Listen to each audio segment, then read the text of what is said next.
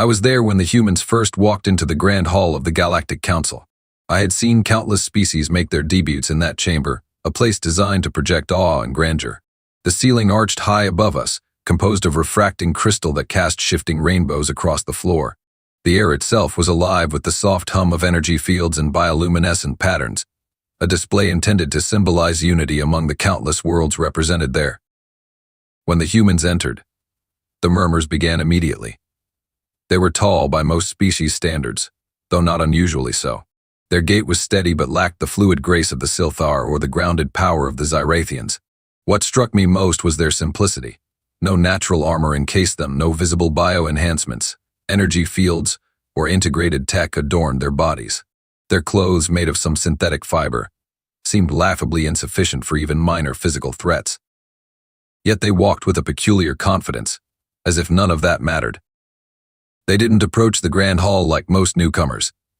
Other species had a tendency to display their strength, showcasing their advanced weaponry, technology, or evolved defenses in an effort to impress the Council. The humans brought no such displays. They entered quietly without fanfare and took their place in the section reserved for observer species. I leaned toward the delegate beside me, a Thalthis whose energy-shielded carapace shimmered with faint orange light. They seem underwhelming, don't they? I whispered. The Thalthis flicked one of their sensory tendrils dismissively. Soft skins. Not long for the galactic stage, I'd wager, probably relying on their technology. But I had seen their ships when they arrived simple and functional, lacking the elegant design of Silthar craft or the biomechanical brilliance of the Keylocks. If the humans were relying on technology, it wasn't the kind that made an impression. When their representative, Ambassador Thorn, rose to speak, the murmuring died down. It wasn't due to any commanding presence. Thorn's voice was calm, steady, but unremarkable in volume or tone. Yet something about the way they carried themselves made the room fall silent. "We are here to observe," Thorn said simply. "That's all." The simplicity of the statement sent a ripple through the room. Observer species usually came with long-winded speeches about their aspirations or their gratitude for being included. Some begged for alliances, others flaunted their strengths, but no one had ever said they were merely here to watch. The Zyrathian delegate, their crystalline form pulsing faintly in amusement, spoke up. "Observe? You've come all this way just to watch?" "Yes," Thorn replied. "For now." There was no arrogance in their tone, no defensiveness. Just a statement of fact. The Council dismissed them after that, as they always did with species they deemed unremarkable. But I watched the humans carefully as they resumed their seats. Their stillness wasn't passivity. It was the patience of predators waiting for the right moment to strike. The first refusal came quietly, almost unnoticed amid the endless debates of the Galactic Council. It was a minor dispute, the kind that barely registered among the more pressing issues of interstellar politics. The aquatic Yikral and the insectoid Verican had been squabbling for decades over a resource-rich moon in a binary system on the fringe of their territories. It wasn't the first time they'd clashed, and it likely wouldn't be the last.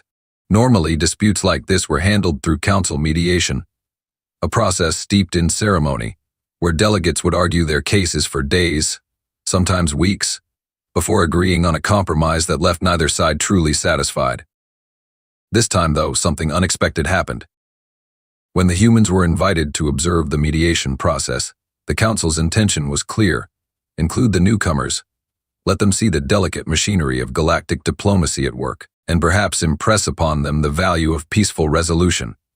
It was a token invitation, one extended to observer species as a gesture of inclusion, not because anyone expected them to contribute. But instead of attending, the humans declined. Their message was short and unadorned, delivered in text rather than the multi-sensory displays preferred by most species. "We don't do that," it read. At first, the Council thought it was a misunderstanding. The Silthar mediator, whose translucent body glowed softly with shifting hues, reached out to clarify. "What exactly do you mean by don't do that?" they asked, their voice radiating a practiced calm. The human representative, Ambassador Thorn, didn't seem flustered by the question. "We don't mediate disputes that don't involve us directly," they explained. "If the Yikral and the Verican can't work this out themselves, they can fight for it. We're not interested in sitting around while they argue over a rock." The reaction in the council chamber was immediate and incredulous. The Ichral delegate, a shimmering mass of gelatinous membranes, quivered with indignation. Fight for it. That's barbaric. Mediation is the foundation of interstellar peace. Then mediate, Thorne said, their tone maddeningly indifferent.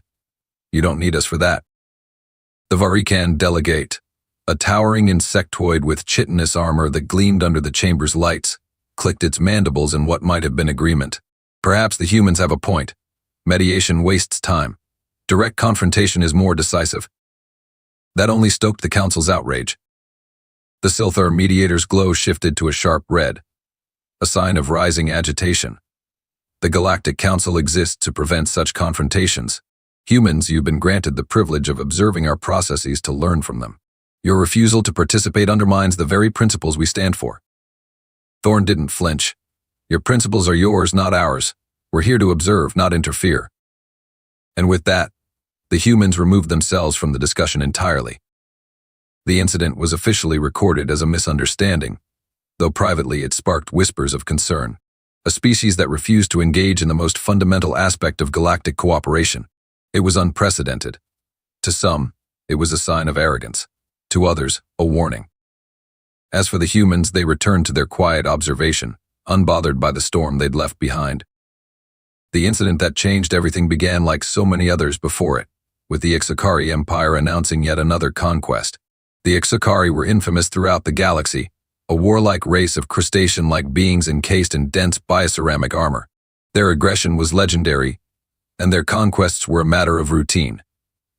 This time, their target was the Lithari, a fragile, ethereal species of glass-bodied beings who relied on the Galactic Council for protection.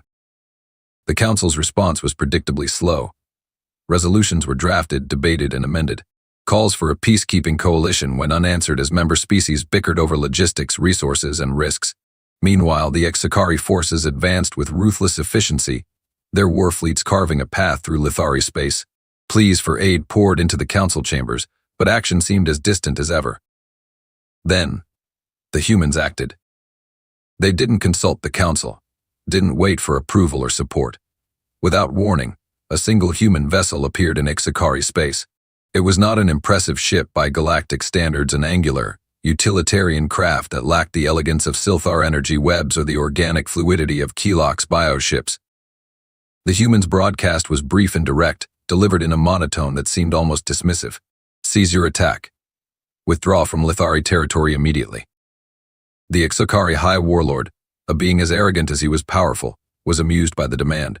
The idea that a lone human ship could pose any threat to his fleet was laughable. He responded with mockery, broadcasting a message of his own to the entire sector. The soft skins dare to challenge us. We will crush you as we have crushed the Lithari. And then he opened fire. The Ixakari's war fleet unleashed a barrage of plasma, missiles, and kinetic projectiles, a display of overwhelming firepower that could have vaporized a small moon. To everyone watching, the outcome seemed certain. The human ship would be obliterated in seconds. But it wasn't. When the dust cleared, the human vessel was still there, hovering calmly amidst the wreckage of the first wave of Ixakari projectiles. Its shields, if that's what they were, had absorbed the assault without so much as a flicker. The humans responded with a single shot. What happened next was hard to describe. The Ixakari fleet didn't explode in the conventional sense. It seemed to disintegrate, the massive warships crumbling into dust as if their molecular bonds had been unraveled. It wasn't just destruction, it was obliteration, precise and absolute. The High Warlord, stunned and defiant, tried to rally his remaining forces, but it was too late. In less than 10 minutes, the Ixakari fleet was gone, and their invasion was over. The council convened an emergency session as news of the incident spread. The chamber was filled with a mix of awe, terror, and outrage. Delegates demanded answers, accusing the humans of recklessness, aggression, and a blatant disregard for council protocols. The humans, as always, were calm. Ambassador Thorne addressed the council with the same measured tone they always used. You weren't going to act, they said simply. We did. The simplicity of the statement was chilling. It wasn't defiance or arrogance, it was the voice of a species that had seen enough in action to know when words wouldn't suffice. The aftermath of the Ixakari incident sent shockwaves through the Galactic Council. Species that had once dismissed the humans as insignificant were now scrambling to reassess their assumptions. The humans' actions had shattered more than a war fleet. They had broken the Council's illusion of control. The Grand Hall became a hive of panic and speculation. Delegates whispered in hushed tones about the sheer power the humans had demonstrated. The obliteration of the Ixikari fleet was unlike anything the galaxy had ever seen. Even the Thalvis, whose energy-based technology was considered among the most advanced, admitted they could not replicate such precision destruction. For the first time in centuries, the Council was afraid. "This cannot stand," declared the Silthar delegate during an emergency session. Their glowing form flickered erratically, a clear sign of distress. The humans acted unilaterally without Council approval. "They've undermined everything we stand for: cooperation, diplomacy, balance." They saved the Lithari, countered the Zyrathian ambassador, their crystalline body pulsing with uncertainty. If not for their intervention, the Lithari would no longer exist. "And what happens when they decide we're the problem?" the Silthar retorted, their glow intensifying. "They've demonstrated the ability to bypass our authority entirely. Who's to say they won't turn those weapons on us next?" The debate raged on, each species revealing their fears, their biases, their vulnerabilities. The Thalthis were concerned about the humans' apparent immunity to advanced energy attacks. The Varikan were alarmed by their adaptability and lack of hesitation. Even the stoic Ykrul admitted unease at how effortlessly the humans had dismantled the Ixikari fleet. In the midst of this chaos, the humans themselves remained silent. Their delegation attended the sessions but refrained from defending their actions or engaging in the escalating arguments. Ambassador Thorn sat in their assigned seat, their expression unreadable, as if the rising tension around them was of no concern. The Council's frustration boiled over. A motion was introduced to reprimand the humans formally and demand an explanation for their actions. When Thorn was called to the center of the chamber, every eye was on them, every sensory organ tuned to catch the slightest sign of weakness. "You acted without Council authorization," the Silthar delegate began, their voice reverberating with indignation. "You violated our protocols, endangered our stability, and displayed a recklessness that cannot be tolerated. Explain yourselves." Thorn's reply was maddeningly calm. "We acted because no one else would. The Lithari called for help. You debated. We responded. That is not how the Council operates." "Maybe it should be," Thorn said, their tone devoid of malice but carrying a weight that silenced the room. "Diplomacy has its place, but sometimes action is required. You talk about principles while people die. We prefer to save lives, not arguments." The response stunned the chamber. For all their outrage, no one could deny the truth in Thorn's words. The Council had failed to act, and the humans had succeeded where they had faltered. But this clarity brought no comfort. Instead, it deepened the Council's unease.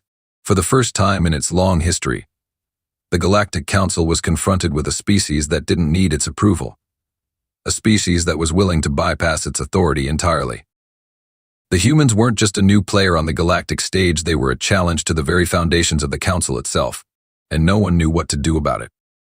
Fearing what the humans might do next, the Council devised what they claimed was an olive branch, a series of joint military exercises designed to foster cooperation. Behind closed doors, however, the real purpose of the exercises was clear: to assess the humans' capabilities and determine just how much of a threat they posed. Official invitations were sent to the humans and other member species, carefully worded to emphasize the spirit of unity and shared learning. Most of the Council members expected the humans to decline, given their apparent disdain for Council processes. But to everyone's surprise, the humans accepted without hesitation.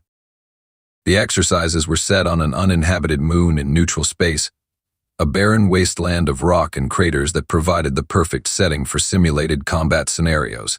Fleets from 5 Council species arrived, each fielding their best soldiers and most advanced war machines. The Silthar deployed their shimmering energy web drones, delicate yet deadly. The Zyrathians brought their crystalline infantry, impervious to most conventional weaponry. The Varikan sent massive armored beasts bred for battle, each carrying squads of insectoid soldiers. And then there were the humans. When their ship landed, the delegates watched with a mix of curiosity and skepticism. Instead of an army or a fleet, the humans disembarked with just 12 individuals. 12. No tanks, no war mechs, no drones. Just a handful of humans in what appeared to be basic, lightweight armor, armed with weapons that looked laughably primitive compared to the energy cannons and plasma rifles of their counterparts.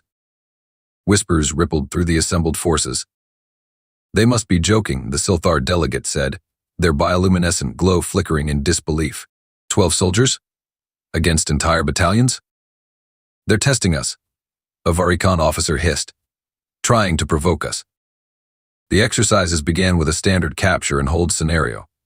The humans assigned to the weakest position were expected to be eliminated quickly. The other species assumed the humans would observe the inevitable outcome and learn their place. What happened instead was chaos. The humans didn't fight like anyone expected. While the other forces relied on overwhelming firepower and calculated strategies, the humans moved with terrifying efficiency.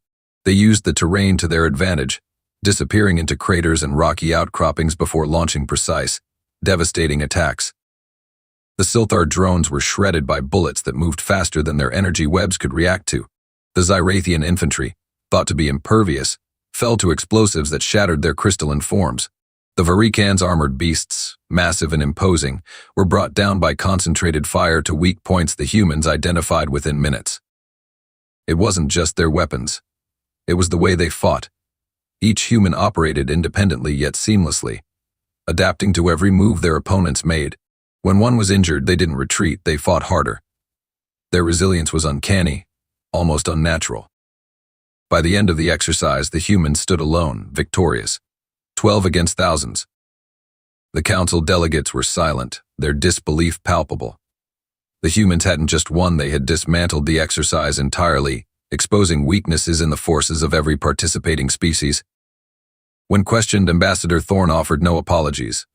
"We were told to participate," they said simply. "We did." The council had wanted to test the humans, and they had received their answer. It was an answer that would haunt them for a long time.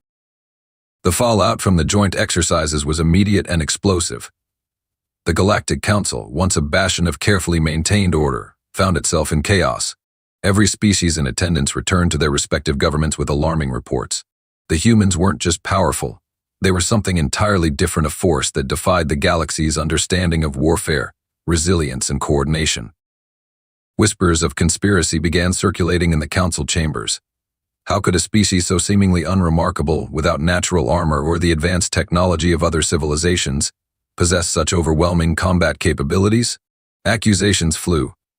Some suggested that the humans had hidden alliances with ancient forgotten powers. Others speculated they had uncovered lost technologies from a precursor civilization. But the truth was far simpler and far more unsettling. The humans themselves remained unmoved by the storm of speculation. Their delegation, led as always by Ambassador Thorne, continued to attend council sessions with the same stoic indifference. When pressed for answers about their extraordinary performance, Thorne offered little insight. "We adapt," they said, as if that explained everything. Adaptation.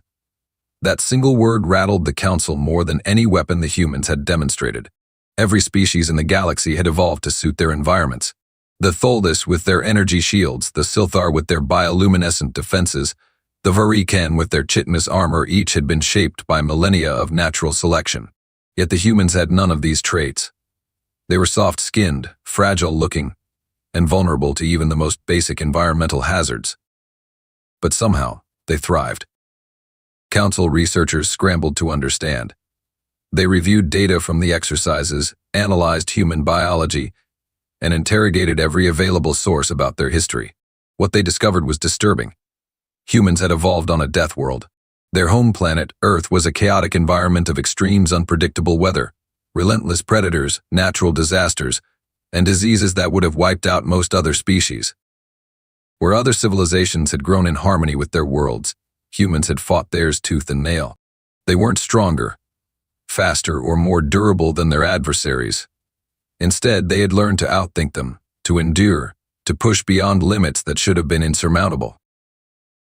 The researchers presented their findings to the council in a private session. The room fell into stunned silence as they explained what made the humans so dangerous. They didn't rely on natural defenses or technological superiority. Their strength came from their ability to adapt to any situation, to turn weaknesses into strengths, and to thrive under conditions that would destroy others. But the most chilling revelation came at the end of the report. It was their nature. They didn't need the council. Their history had taught them that survival didn't depend on alliances or treaties, but on their own ability to endure and overcome. The council's fear deepened. If the humans couldn't be controlled through diplomacy or intimidation, what options were left? For the first time in its history, the Galactic Council faced the possibility of a species that could not be managed. And the humans seemed perfectly content to watch as the galaxy grappled with that realization. The council chambers had never been so silent. The vast hall, usually alive with debates, arguments, and the hum of 1,000 different voices, now felt like a tomb. The delegates of the Galactic Council sat in uneasy stillness, their attention fixed on the humans. Ambassador Thorne stood in the center, unflinching under the weight of countless eyes, their calm demeanor as inscrutable as ever. This was not a formal session. It was an intervention. The Council, in its collective anxiety, had convened a closed meeting to address the growing human problem. Rumors of the humans' power had spread far beyond the Council chambers, unsettling the fragile balance of interstellar politics. Smaller civilizations whispered of seeking human protection, while larger empires quietly restructured their military doctrines in preparation for the worst. The Silthar delegate, whose radiant glow dimmed with unease, broke the silence. Humans, they began, their voice heavy with an attempt at diplomacy. Your actions have disrupted the fabric of galactic unity.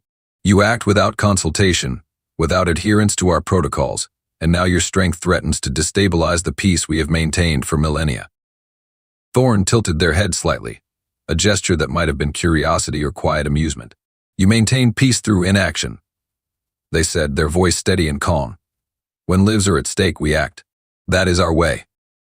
The Zyrathian delegate, their crystalline body refracting light into chaotic patterns, leaned forward. But at what cost? Your intervention in the Ixikari conflict, your performance in the exercises, these actions sow fear and distrust among the council. Peace cannot be built on fear. Thorne's eyes swept across the room, meeting the gazes of each delegate in turn. Peace built on inaction isn't peace. It's complacency. The Lithari would be extinct if we had waited for your debates to conclude. Do you call that unity? The chamber erupted into murmurs, but none dared to challenge the truth of the statement. It was the Tholthis delegate who finally voiced what the others had been too afraid to say. Their energy-shielded form crackled with tension as they spoke. What do you want, humans? What is your goal? Power? Dominion? If you reject our ways, why remain among us at all? Thorne's response was immediate, and it cut through the room like a blade. We don't want power. We don't need dominion. We're here because the galaxy is broken, and we refuse to stand by and watch it fall apart. The statement left the council stunned. For all their fear of the humans, they had never considered that their motives might be so simple. We don't want to rule, Thorne continued. We don't want to destroy. But we will not stand idle while others suffer. If that makes us a threat to your peace, then perhaps it's your peace that needs to change. The room descended into silence once more. The council, so accustomed to its own authority, had no response. The humans were an anomaly, a species that neither sought approval nor required validation. They operated by their own rules, and the galaxy was beginning to understand that those rules were unyielding. As Thorne returned to their seat, the delegates exchanged uneasy glances.